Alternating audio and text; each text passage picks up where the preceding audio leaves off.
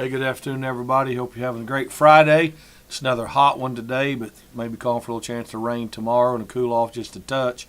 Instead of being 100, it's going to be 98. So they said a little cold front. So, but that's better than 105, 107, and heat index up for about 115. So, anyhow, I hope you're having a great day. Thank you for tuning into our live broadcast. Sometimes I think we've been on every day this week. I think we have. I think we've made it. Some weeks we don't because I'm gone or we get busy or had to go somewhere or whatever. But anyhow, thank you for tuning in. We're in Hebrews chapter 10. We're going to be in verse 25 today. Hebrews 10:25 we looked at yesterday about thinking ways to motivate one another to love and good works or spur another one on. Now, verse 25, and let us, you and I, any people, not neglect our meeting together. Some of the translations say, as is the habit of some. This just says, as some people do. But in my study Bible, it says that to neglect Christian fellowship would mean giving up the encouragement, motivation, and help of other Christians that we need. We need that. We gather together to learn, refresh our faith, and strengthen one another in the Lord. That's what we should be. Doesn't always happen that way, but that's the goal. As we get closer to the day of Christ's return, we will face many spiritual struggles and sometimes severe persecution as evil forces grow in strength. Evil is going to continue to grow stronger and stronger and stronger. That doesn't mean we get weaker and weaker. We should be getting stronger and stronger to help put on the full armor of God. That's our Vacation Bible School theme, and I'll be preaching on, Lord willing, on Sunday, that we get stronger as we deal with these forces of evil as they grow in strength until Christ comes back. Difficulties, disillusionment. Here's most people today. Busyness should never be an excuse for missing church services.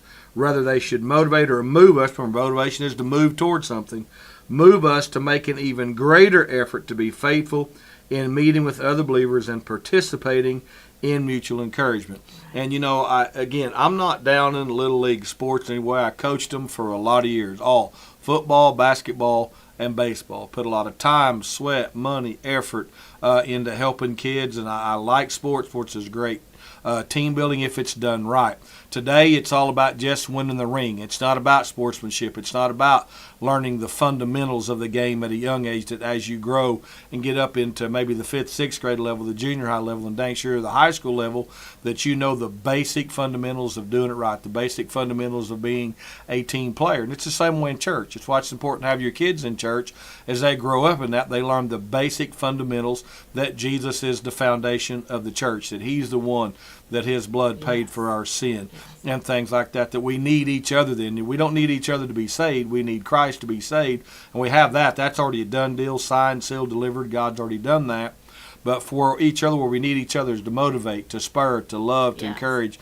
When a brother or sister is down, they're struggling, they're having issues, life has gotten heavy for them, we can remind them to come to Jesus. Jesus is called. Come to me, all who are weary and heavy laden, and I'll give you rest for your souls. That internal peace, that internal calm, then it carries over out and then into the flesh, into the actions that we do in this world that people can see.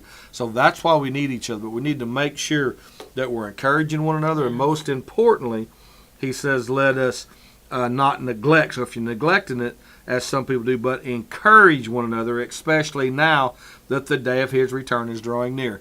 All through the New Testament, they thought they would see Jesus come back. Right. I almost guarantee that the judge is now standing at the door. The time is now closer than we first thought. All through Peter and Paul's writings, and here in this writer in Hebrews, whoever that is especially as you see that day drawing. Here we are again in 2023. We're halfway through this year. We start July 1 tomorrow, month 7. So we've got through the first 6 months, and here we go. But again, know this. Church is important. Not just merely coming, plopping down in a church chair, church pew on Sunday, sit for an hour and say, okay, God, see you. I've done my duty for the week or the month, or if you come on Christmas and Easter for the year. Thank you for coming. A lot of people get bad mouth sit on Facebook, well, this is the one time they just come, it's Christmas or Easter. I'm glad they come one time, because they ain't got to come that one time. That's exactly if that's all they do, then hopefully something will ignite that. God will water a seed. We plant a seed, we water it, God will grow a seed, then in them to make them want to come back more than one time or twice a year on Christmas and Easter. That's between them and God. Exactly. But as sure enough, faith-filled, spirit-filled, believing Christians, church, meeting together, whether it's at a home Bible study, men's meeting on Monday night, women's meeting on Sunday or Wednesday morning when they have them here at Crossroads when Kelly does them, whatever, that we come together to encourage, to love, to spur one another on, especially as we see that day as evil Yes. grows stronger, that we grow stronger than evil is by putting on the full armor of God. So Kelly, what's some things that, which you're here every day, church isn't an issue with you, you're here a lot of weeks, 7 days out of the week, as I am. She's here at the church more than I am. When school gets started back up again in August, it'll be 3:30, 4 o'clock before I get back up here through the day. But you're here. But again, it's not just coming working at the church, but that we think of ways to motivate, like we talk to each other, but we don't neglect meeting in those spiritual meetings, but we encourage. What do you think is the best that you see the best way to encourage other people? A lot of times it's just noticing that they're not here. And if they haven't been here for a while, send them a text or give them a call and just let them know that they're missed. A lot of people don't think that that they are going to be missed when they're not here, and you do miss them if you've seen them and you see them weekly, and then you're not seeing them. Call them or text them, or however. In this generation, they like a text better than a call. But or I have started in our ladies group, we have just been talking about random subjects, but we are starting to laugh a lot more and encourage one another in the hard. And that also helps encourage them to come and to be here. And, when other ladies hear us laughing about something that happened in women's, they're like, well, what happened? And I'm like, you got to come to women's to find out what happened, because we can get kind of silly. But that's all part of it as well. It's a part of building that sisterhood, that Right. brotherhood that we all so desperately need in this time. We all need that. So I encourage you, if it doesn't have to be our church, if whatever church you attend, get involved in something, whether it's Vacation Bible School, whether it's the women's meeting, whether it's helping with the youth, whether it's men's meeting, whether it's helping in Sunday school, whatever it is, just get involved in something and see how your church works and know how your church works, and just be there. And that way you can encourage the kids, and the kids can encourage the parents, and it rolls the ball. So Yeah, and it's that ministry of presence. I said, Yes. just like showing up at a kid's ball game when they don't have Exactly. nobody, and showing up at church. And here's the thing: a lot of people will come and tell me, "Well, ask me why haven't so and so been here?" I mean, we're not a huge church, No, we're not, but but we have about we've done a 800 lot. people that call this that come from. And I live in Yale. Kelly lives in Oilton. If you're not from there, you don't see them. I don't have kids in school where I'm seeing people at ball games. Right. So I don't know a lot of these people. A lot of them, quick as the last amen said, out the door they go. But some of you all do. You have their phone numbers. You've invited them. So you check on them. And if I can help, come and say, hey, they're having a struggle.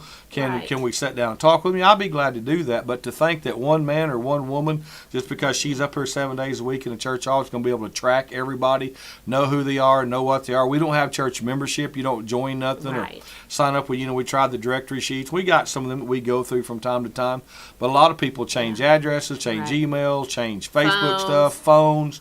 Not Phones everybody get changed does, a lot. but they Phones do get happen a changed lot. So again, if you know them, if you know who they are, you've invited them and you live in that town and you see them at ball games, check on them. Just say, hey, we missed him, because when the pastor does it, there's just a very small percentage that, well, yeah, he's paid to do that. That's his job.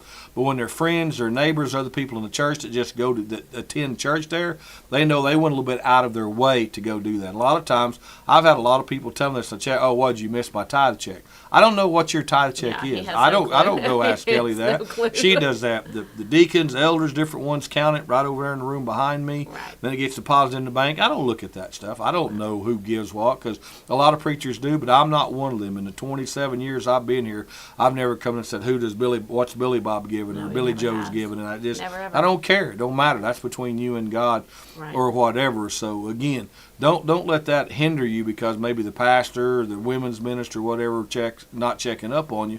Check up on each other, and that's what the pastor's job is, to equip the saints for works of service, and that's Right. part of motivating one another to love and good deeds. You checking on one another, because I can't that's where a lot of people get this messed up. They think the pastor goes to church. The pastor don't go to the church. The pastor makes sure that the church is healthy enough for grass to grow for the sheep to feed. Sheep reproduce sheep. I'm the shepherd of this local congregation. I don't reproduce sheep. I protect the sheep. I help grow the sheep. I make sure they're fed, they're watered, they're nurtured, they're cared for. And that is calling people. I'm not saying I won't, but again, sheep reproduce sheep. And when the sheep check out for each other and the sheep are looking out for the sheep, it makes the herd, the flock, so much better. So again, do your part. Are you encouraging? Are you motivating people? Are you out there? Because notice the writer didn't say let your preacher do this. No. He says let us hold tightly. Let us think of ways to motivate. Let us not neglect. Let us do this. It's all of us together making it up. And as the pastor, I know I have a responsibility and a greater responsibility over the flocks, as the elders do, as the deacons do, and the deacons do their job, the elders do their job, the pastor does his job, but the sheep also be willing to look out for the sheep and be in there. So again, look at that, check this out, see how the Holy Spirit leads and guides you in this. Appreciate all the help for Bible school. Oh, man. Had another great night last night. It's going smooth. Except for Michael gets those kids screaming at the beginning, at the end. Yeah, they like that. Oh, man. They do love it. They do love it. But when you're up there, it's loud. It's loud. It is ear-piercing. Trust me, it is. So last night, tonight, and then we got the program Saturday night. So again, thank you all for all the help. The kids first night, they're just not hearing about it or just getting back, bring them. They don't have. They're not going to. We'd love to have them tonight. Yep. Tonight they're going to have moat floats and pizza shields. So that's what our... Oh, we got to make more Kool-Aid. Don't forget that. Oh, I didn't know that. Yeah, okay. I told Chris we would. Sorry, that just popped up in my brain. All right. Sorry for the infomercial on there. If I don't say it now, she's gone. But we're going to have fun tonight. So... and it's water games, so just a reminder to all of those kids, wear something that you don't mind getting wet, because you are going to get wet today. So, but come out, have a good time. That's what we're here for, and learn about the full armor of God. And they, it was funny last night. I asked them what song they wanted to sing, and they wanted to sing the one that talks about the belt, putting the belt around your waist, and they were doing that. And it was the boys yelling that. That's what surprised me. The boys were the ones. The boys have been pretty attentive. A lot of times it's the girls. The boys were like, no, we want to do this song. So it was fun. It is fun. And we've had a sweet, sweet spirit with these kids, and it's just been a lot of fun. Group leader's been doing a great job. It's tiring, and it's anxiety-ridden sometimes, but it is a blast. These kids are a lot of fun, and your kids have...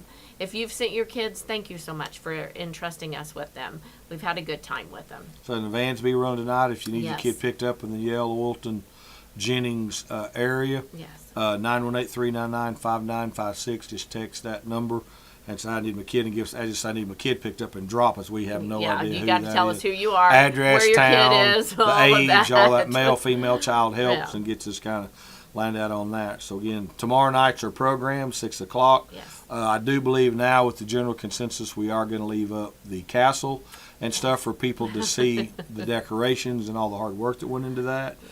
And so I don't know how that's going to look music-wise. I've got to get with Doug and see what we can figure out on that. But it's not going to be the normal Sunday look. It's not. Up there, I'll be preaching down on the floor so you can see me, because the castle goes up to the ceiling. It does. And you can't see the big screen behind it. But we'll make do. We'll get by. I promise you. It'll be fun to do. So come out tonight. Bring your kids. Kicks off 6 o'clock to 8:30. Yeah.